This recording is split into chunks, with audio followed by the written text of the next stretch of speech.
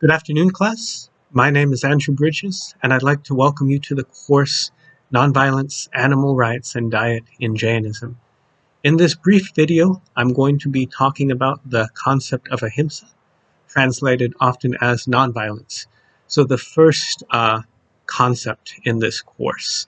I'm going to be relating it to the other two concepts in the title of the course, um, animal rights and diet in Jainism in particular. And as we continue in the course, we'll explore other concepts, but this brief video will be about Ahimsa. Ahimsa, or nonviolence, in the context of Jainism, is placed in the larger context of the Dharmic religions. This is a religion that believes in reincarnation and believes that living creatures are capable of liberation through the cycle of life, death, and rebirth, referred to as samsara. The aim is to achieve liberation or moksha from samsara, which is the cycle of life, death, and rebirth.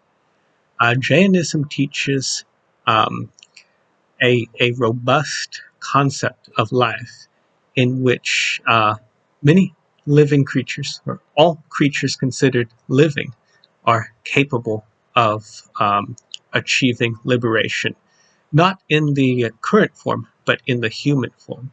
So all life forms, whether they be animal, insect, or vegetable, or plant life, and even lesser than that, microbial and bacterial life as well, can achieve reincarnation, can then be reincarnated into a human form, and in that human form can achieve liberation.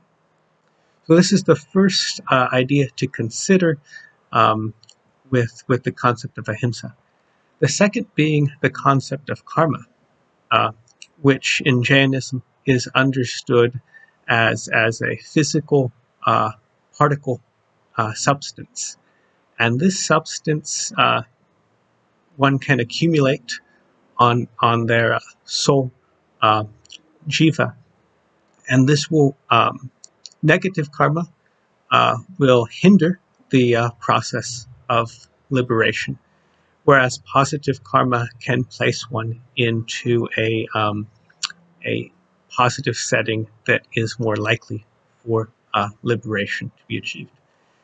And so this is the larger context in which the concept of Ahimsa is understood.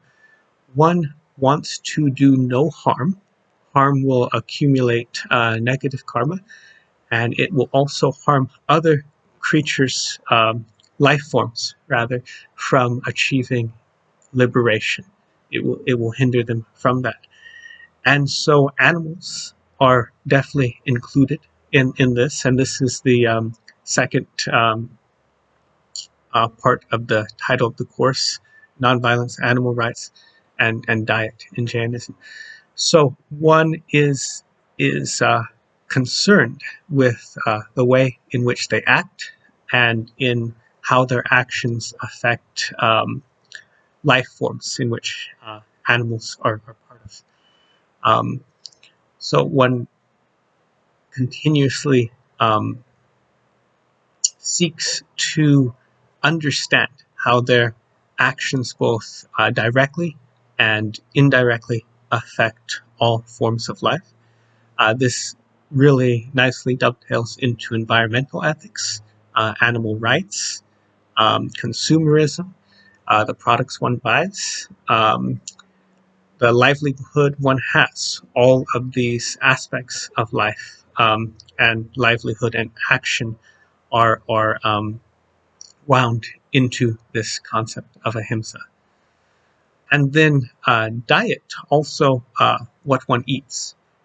So Jains have a vegetarian diet, and it's also the concept of Jain veganism. When one eats, one wants to take care that none of what one is consuming is obviously not animal product, but also it was not prepared in such a way that harmed any other creatures. So there's a great focus on not just the particular act of eating, but how the food was prepared. And so these are how the three concepts in the title relate. Nonviolence being ahimsa, animal rights, which we'll explore thoroughly in the course, and diet in Jainism. These are one a few ways in which the title relates. Okay. In another video, we will discuss further concepts, but I just thought that this would be a good introduction.